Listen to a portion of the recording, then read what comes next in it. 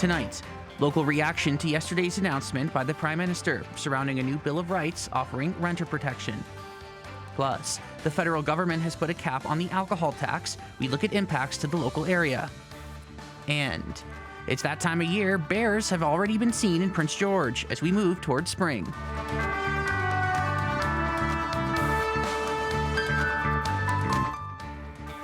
Good evening, I'm Eddie Huband, and welcome to CKPG News.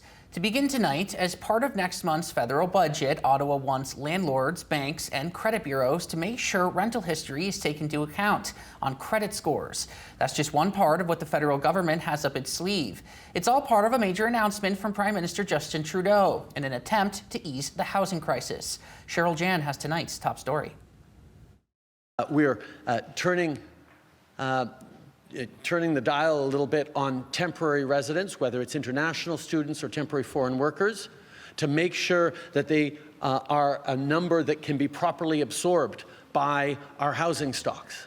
According to the federal government, the proposed measures aim to amend the Canadian Mortgage Charter to allow tenants to count on-time rent payments toward their credit score, and proposes $15 million in new funding to provincial legal aid organizations to better protect tenants against unfair rent payments, rent evictions, or what the federal government calls bad landlords. Local realtor Bob Quinlan says housing prices, even in Prince George, are out of the reach for many these days. And right now the development costs that happened that are naturally in order to protect residents and the citizens of Prince George and every other community in BC, they're so high that it has to be a $700,000 or $800,000 purchase of a house and maybe a duplex or another suite in it. So those things make it difficult for anybody to develop. It's too hard to find an affordable place to rent, especially for younger Canadians. That's why in Budget 2024, we're taking action to protect renters, make the rental market fairer, and open new pathways for renters to become homeowners, noted Trudeau in a news release. But Quinlan says there are already protections for renters with the Residential Tenancy Act. There's protections in place for renters for when they are renting a property, that there is only the allowable rent increases to be happening to a property or to a rental if a tenant is staying in the property. So a lot of landlords, they don't have the ability to be able to make any improvements to the property because they can't raise the rent. The Canadian Renters' Bill of Rights is ultimately aimed at getting first-time buyers into a home, something that seems to be out of the reach for many younger people, and the concept of rent-to-own has been around for a very long time. I used to be a mortgage broker, and in that respect saw a lot of those. And what happens, it's usually because somebody wants to rent or wants to buy a property, and they have a substantial amount of cash down payment, but they don't have the credit record or the income to qualify. The Renters' Bill of Rights and the funding tied to it is to be introduced in the federal budget, set to come down April 16th. Cheryl Jan, CKPG News. And the Prime Minister was in BC today announcing new measures that aims to build more affordable childcare spaces and entice people to enter early childhood education. He told a small crowd at the Recreation Centre in Surrey that the government will be launching a new childcare expansion loan program that will provide $1 billion in low-cost loans, as well as $60 million in non-repayable grants to build new spaces or to renovate existing ones, as well as providing a $48 million investment over 4 years for student loan forgiveness for rural and remote educators. Trudeau says these measures will also be part of the 2024 federal budget, which will be announced on April 16th. In other federal news, Health Minister Mark Holland signed a $3.7 billion health pact with Quebec today, which means all 13 provinces and territories have now signed on to Ottawa's new health accord. Prime Minister Justin Trudeau first pitched the new health funding deal to provinces more than a year ago to increase federal health transfers and provide targeted help. The offer came as premiers and health workers raised the alarm about the ailing state of Canada's healthcare system. In exchange for the funds, Ottawa demands provinces report on how the money will be spent and measures whether those funds are improving healthcare outcomes for Canadians.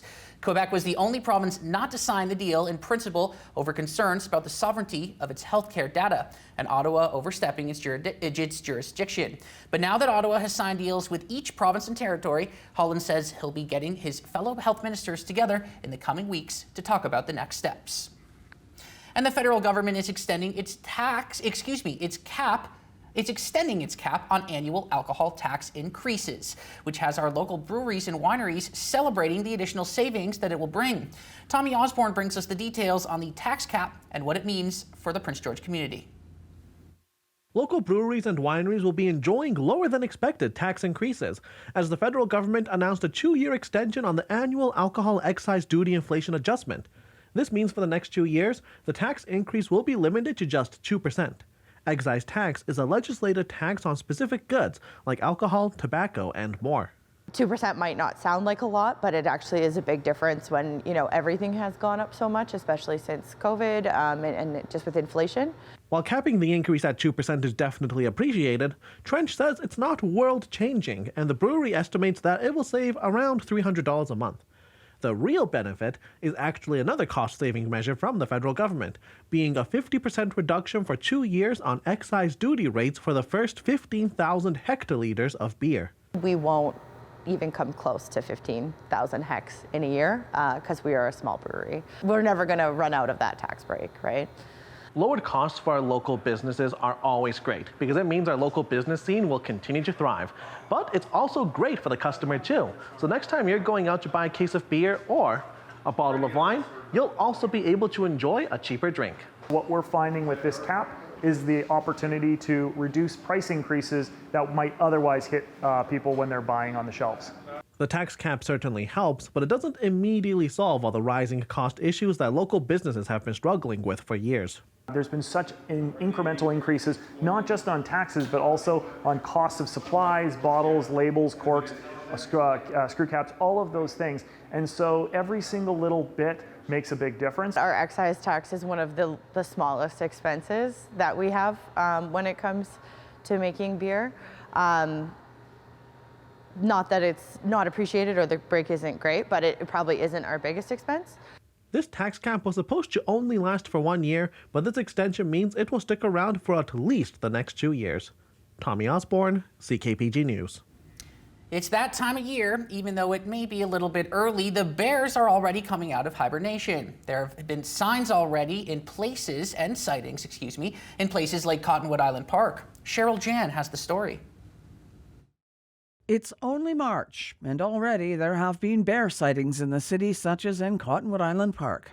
It's at that time of year, right? Things are warming up. Bears are coming out of hibernation, and I mean in Cottonwood Park here, it's a relatively. I know there's a lot of people here, but it is a wilderness park, so it's not unheard of to have black bear and other animal sightings in a park such as Cottonwood. So.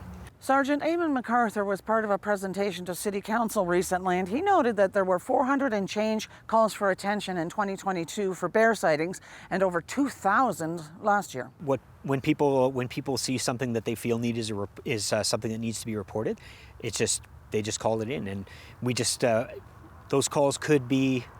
It could be all for the same animal. They could be for multiple animals, right? Like it varies depending on the situation. And it was a plea the mayor understands. Well, I hope the weather patterns stabilize next little while, so the bears find their, perhaps a different migrant route, because we are a confluence of two rivers, so bear do go down to get drinks of water, and this kind of a weather pattern is a disrupt their hibernation. It's deadly. In 2019, hundreds of bear-proof garbage cans were piloted in the Heart. After 3 years, in a report to council, administration said that, quote, the existing latch system is unreliable and problematic in cold weather. Of the 300 carts in the field, 22 have had the special latch completely replaced, a failure rate of approximately 8%. In addition to the complete failures, solid waste staff face the weekly challenges of trying to empty carts that are inoperable due to frozen latches or latches plugged with debris and etc. And Sergeant MacArthur made the pitch to either improve bear-proof garbage cans or better education. We're going to be working with RCMP, we're going to be working with bylaws, and we're going to be focusing more on the public safety aspect is what we're going to be focusing on. And I mean, there are some other avenues where a bear presents itself in an urban setting. And obviously, we'll deal with those as they need to be dealt with. He says it's tough to determine after a single year whether this year will be a repeat of the anomaly of last year. Cheryl Jan, CKPG News. The Easter long weekend is upon us, meaning many families across BC will be traveling. And with that, ICBC is urging drivers to stay safe so you can enjoy an injury and stress-free holiday. While the weather has been warming up across the province, some roads may not be fully clear. And as we all know, conditions can change drastically in just a short moment. Beyond potential weather hazards, ICBC also says we may be seeing more motorcycles as it gets warmer, so make sure you're checking for these smaller, faster vehicles. And the same can be said for wildlife. As we just heard, the bears are back out, and there are a couple things to be on the lookout that we haven't seen for most of the winter season. Every Easter long weekend, there are close to 600 injuries a year and just about 2,200 crashes. The first phase of Prince George's newest commercial hub is nearing completion. Construction started on the Caribou Crossing way back in the summer of 2023, and since then, quite a bit of progress has been made. Adam Burles has more. July 19th, 2023 was when ground was broke on the new Caribou Crossing development on Boundary Road and Highway 97. Since then, construction of the development has been progressing and is nearing completion. So occupancy is slated for kind of like the later part of the spring. The tenants that we do have committed are gearing up to start their fixturing period. So aiming for a grand opening sometime in the middle part of the summer. This is only the first phase of the project, and there will be others to follow. So phase 1B, we're still working on some planning and concepts for phase 1B. It'll look very similar to phase 1A. We have about 4,500 square feet of commercial space, as well as a 2,000 square foot standalone pad that'll likely be another drive-through user. Caribou Crossing will be one of the first things that will greet drivers heading into the city from the south, and Troika realizes the potential that the site will have. With what's happening with that logistics park, the new industrial that's under construction in that immediate area, we definitely feel like the retail that we're going to be providing will be super complementary to the growth of that business park. We're definitely keen to work with some more local retailers, some local commercial users as well, whether it's in our next phase 1B or phase 2, where we're looking at doing some built-to-suits as well as some light industrial and commercial space. Two confirmed tenants for the development currently are Canco Gas and Convenience and Subway, with more to come. Adam Burles, CKPG News. People will have more opportunities to enjoy the multi-use pathways, protected bike lanes, pedestrian bridges, and safety improvements as local, regional, and Indigenous governments expand their active transportation infrastructure.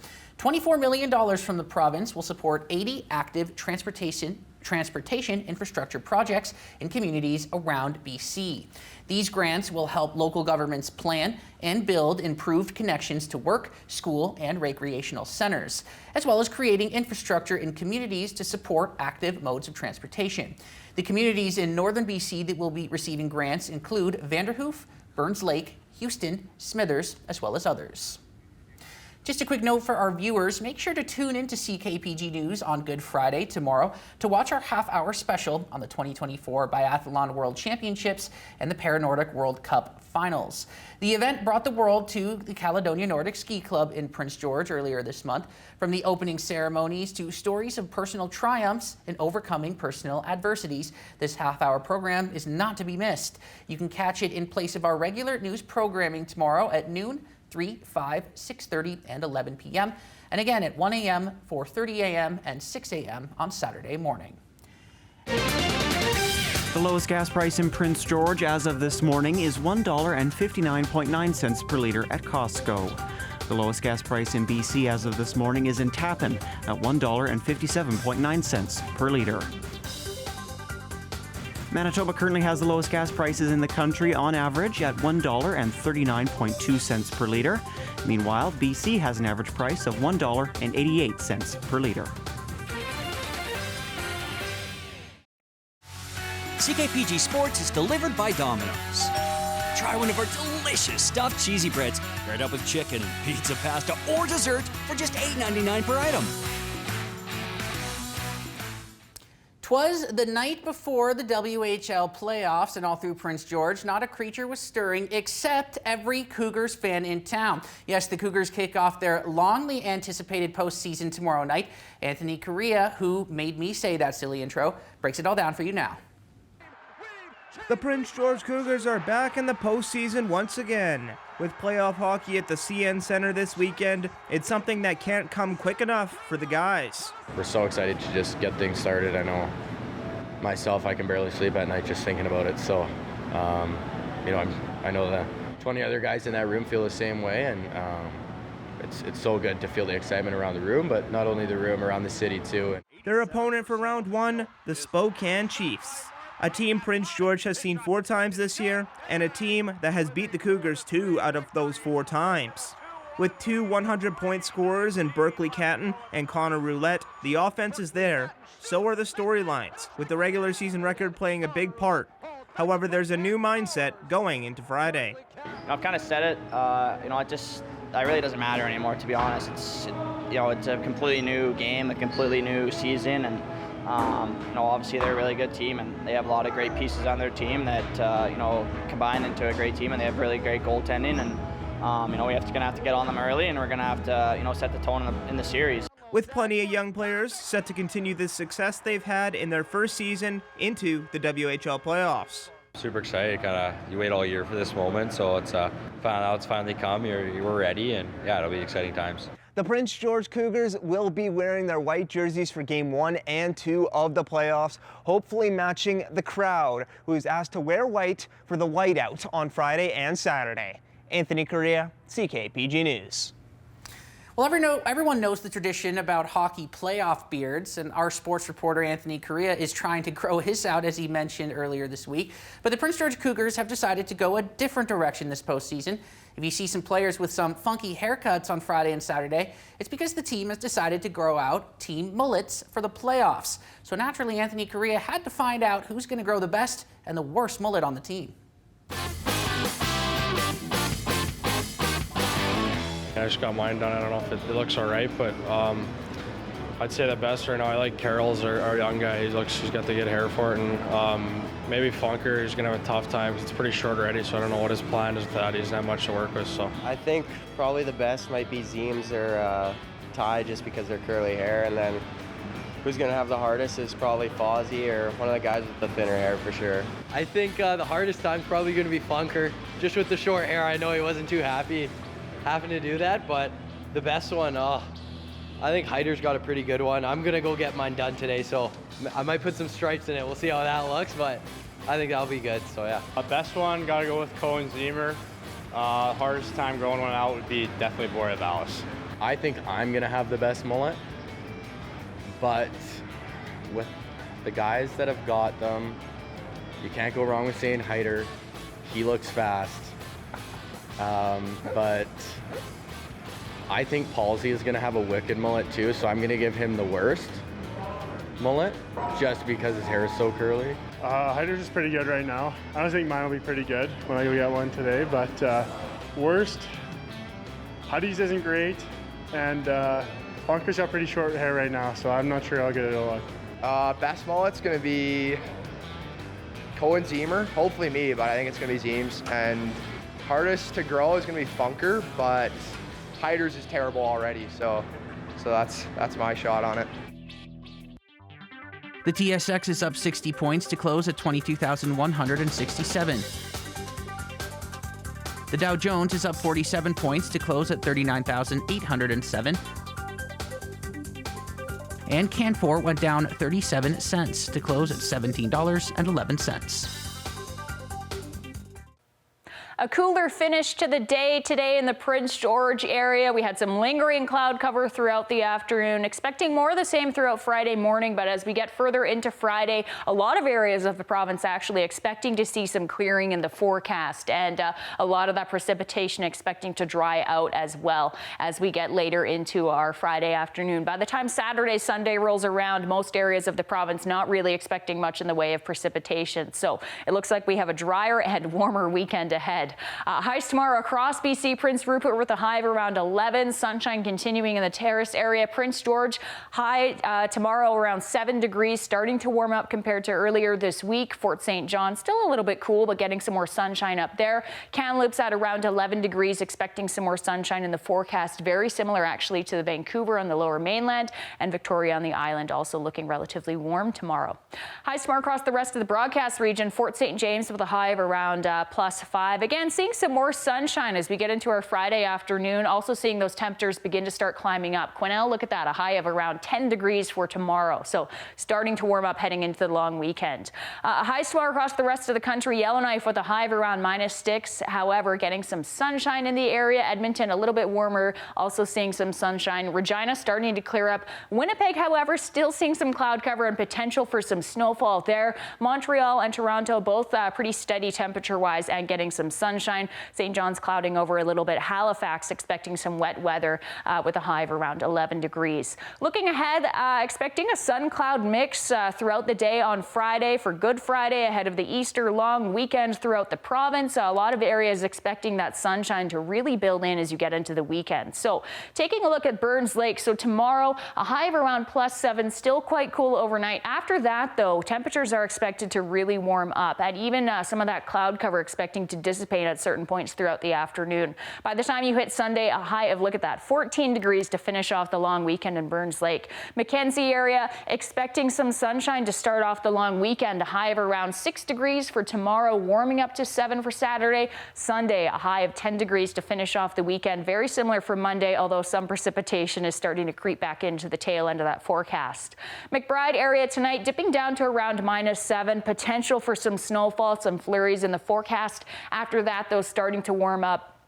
Friday afternoon expecting some sunshine and a high of around 6 degrees. Saturday warming up even more for Sunday. Sunday really looks like the most favorable day of the weekend, a high of 11 and some sunshine in the McBride area forecast.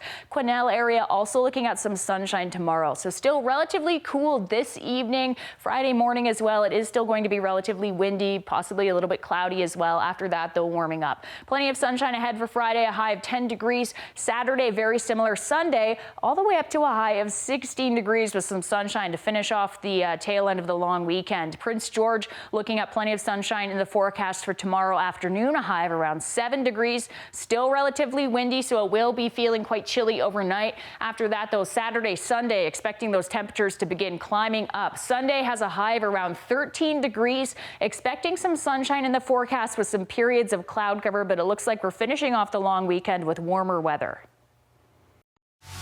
CKPG Sports is delivered by Domino's.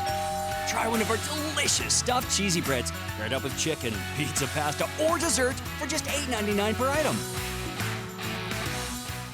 The Prince George Spruce Kings wrap up their season this weekend with 2 games on the road against Vernon and Merritt. It all begins by facing off against the Vipers, a team the Spruce Kings haven't fared well against so far this season. They're just 1-6 in 7 games. These 2 teams last played in Prince George, where the Spruce Kings heavily outshot Vernon, but could only score 1 goal for the weekend.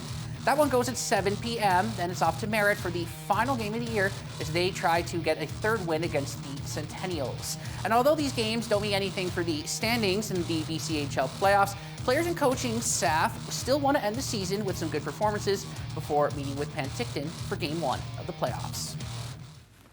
Just guys digging in a little more deeper, finding it in themselves to just give a little bit more. I think if everyone kind of does that, our execution will come up, and just overall team play will just be pretty positive going into playoffs. Every game means a lot. We don't have a lot of season left, obviously. There's only 6 guaranteed games, and there's no excuse to not give your best, in your preparation and your time at the rink with your teammates. So, hopefully we can play well. We got obviously some stuff to work on, and we've been working on it, so we want to see it in our gameplay, hopefully going into playoffs. It's opening day for the MLB Baseball Day, and as such, we bring you some of the best moments from past years, all in tonight's CKP3.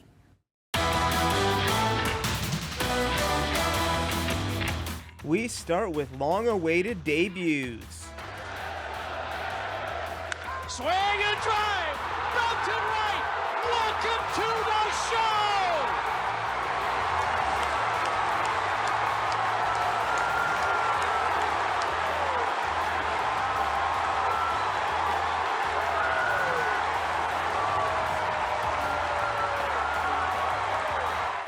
Jason Hayward, one of the most hyped MLB prospects in years, and he crushes a 3-run shot in his opening day debut.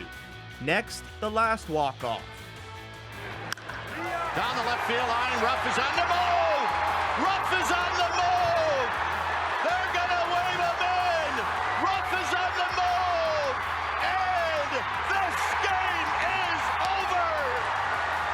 Austin Slater knocks in Darren Ruff, and we are going home! We have to go all the way back to 2022 to see the last walk-off on opening day. Austin Slater playing hero for the Giants. We end it with defense. Our threat off the bench for the Cardinals, and there's a fly ball hit back into deep right center field. Lorenzo Cain got it at the wall! Lorenzo Cain to end the game! Not today, says Lowe. Not today. Unbelievable. It didn't take long, did it? Not today. Lorenzo Cain robs a game-tying home run off the Cardinals. Some walk-off defense as he also robs best opening day moments in tonight's CKP3. Hello from the CKPG Today's side. I give you a nice eggy wave with my new Pisanki egg we made with Christina Watts. Pretty cool stuff. Use wax to make these, and it's quite the process. We're gonna show it off on the show today. I've done painting eggs over the years, you know, dyeing eggs, that kind of thing. Never have ever done anything this remarkable. So I'm gonna celebrate and hold these here. I definitely did all of the work on these. You ever done a group project and took the credit for it? Yeah, of course, Caden. I do it every night on the CKPG News at 5. Okay, folks, that wraps things up for us tonight. Thanks so much for joining us as always. We did it. We made it to the end of the week. Have yourselves a wonderful Easter holiday weekend, and we will see you next week. Have a good night.